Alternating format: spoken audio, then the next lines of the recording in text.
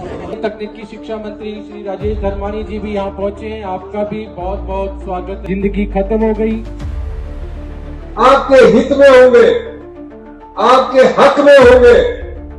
मुख्यमंत्री सुखविंदर सिंह सुक्खू ने कहा कि हिमाचल प्रदेश के विकास और राजस्व घाटा अनुदान की बहाली के लिए वह प्रोटोकॉल की परंपराएं छोड़ने को भी तैयार हैं। उन्होंने नेता प्रतिपक्ष जयराम ठाकुर को खुला प्रस्ताव देते हुए कहा कि यदि केंद्र से हिमाचल का हक मिल सकता है तो वह जयराम ठाकुर के नेतृत्व में प्रधानमंत्री नरेंद्र मोदी से मिलने दिल्ली जाने को तैयार हैं। झंडूता विधानसभा क्षेत्र के बरठी में जनसभा को संबोधित करते हुए सीएम सुक्खू ने कहा कि प्रदेश के 10,000 करोड़ रुपए दिलाने के लिए यदि श्रेय किसी भी भाजपा नेता को मिलता है तो उन्हें कोई आपत्ति नहीं है। उन्होंने बताया कि राजस्व घाटा अनुदान की बहाली प्रदेश के लिए बेहद जरूरी है और इस मुद्दे पर 8 फरवरी को कैबिनेट की अहम बैठक होगी।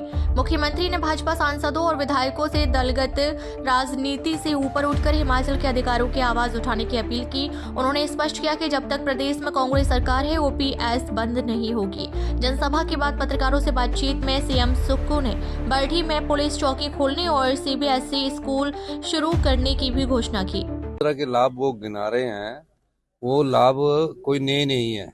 40 साल से जो टैक्सेस होते हैं उन टैक्सेस में हर साल बढ़ोतरी होती है। पिछले साल के भी जब बजट रखा था तो उसमें टैक्सेस में बढ़ोतरी होती है, वित्त योग में भी बढ़ोतरी होती है, इन्फ्लेशन करते हैं।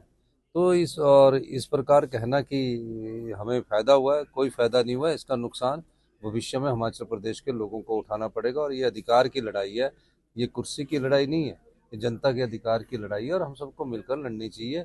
और इसमें हिमाचल प्रदेश को पिछले कई साल जब से बीजेपी की सरकार आई है सांसद चुप रहते हैं। आप बताइए, अग्निवीर योजना कोई हम लेकर आए हैं? उनके से अग्निवीर योजना भारतीय जनता पार्टी के तहत आई है, जो मनरेगा की आत्मा को ही खत्म कर दिया। डिमांड ड्रिवन की जगह अब उन्होंने कह दिया कि आपको गांव के रास्ते नहीं बनेंगे, तालाब नहीं बनेंगे। जीएसटी कंपनसेशन इन्होंने लगाया और उसके कारण हमको इतना नुकसान हुआ। ये सब चीज़ें किसके कारण नुकसान स्टेट को हो रहा है? उनके कारण हो रहे हैं। हम तो अधिकार की लड़ाई लड़ रहे हैं। हमने वाइल्ड फ्लावर हॉल से 300 करोड़ रुपए जीता, हमने जेएसडब्ल्यू से 150 करोड़ रुपए की रॉयल्टी जीती। हम बिजली परियोजनाओं में जो फ्री हो चुकी है उसमें 50% अधिकार मांग रहे हैं। पहले सोचता था इनका? कोई नहीं सोचते थे। हम उसकी लड़ाई लड़ रहे हैं। राजनीति करने के लिए तो वो कुछ भी बोले, लेकिन उन्हें लीड लेनी चाहिए हमारे से चलकर। धन्यवाद।